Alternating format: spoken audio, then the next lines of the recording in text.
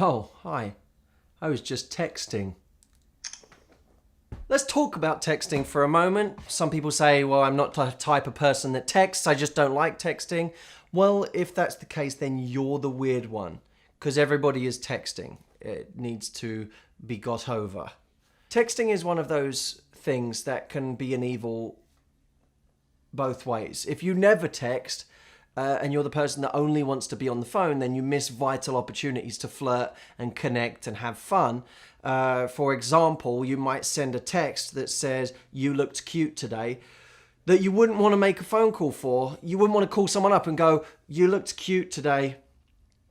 All right, bye." Weird. But with texting, you can send that text. It's easy. On the other extreme, of course, you have the person that texts 20 times a day and never calls. That person is an idiot.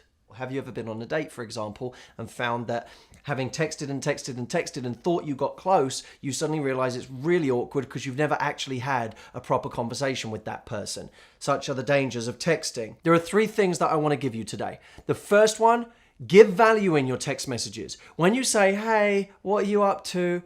Hey.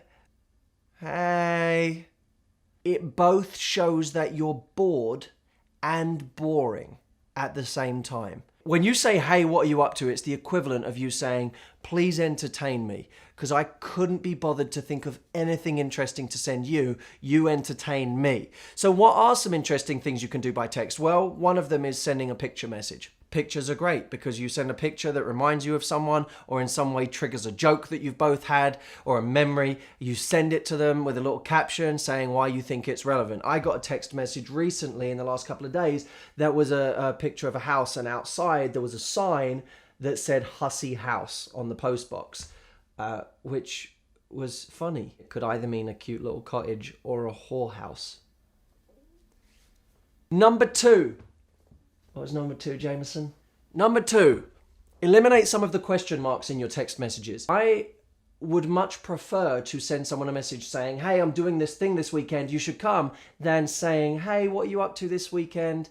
Do you want to come and join us when we do blah, blah, blah?" One of them shows uncertainty, one of them shows complete certainty. And just, it's going to be fun. Why would you even ask if they want to come? Just tell them to come. You don't need to add the question mark and give them something to reject. Just be assumptive. The certainty that comes with it communicates a much deeper level of confidence that you want someone to see in you. And number 3, use text as a way to assert your standards and to communicate your standards. I was on radio recently telling the story of someone I used to see in London. We would see casually each other. I was traveling. I wasn't living in London, okay? So stop judging. I was there now and again, traveling. And I'd be like, "Hey, you want to get together?" And I'd be like, "I have an hour between these 2 meetings. Let's see each other." She said, "I'm not really a 1-hour time slot kind of a girl." This was upon receiving a text message from me. She sent this. "I'm not really a 1-hour time slot kind of a girl, but if you want to take me on a date this week, that'd be lovely." She put a winky face at the end. Changes everything. It wasn't like, "I'm not really a 1-hour time slot kind of a girl, so if you want to take me on a date this weekend, that'd be lovely."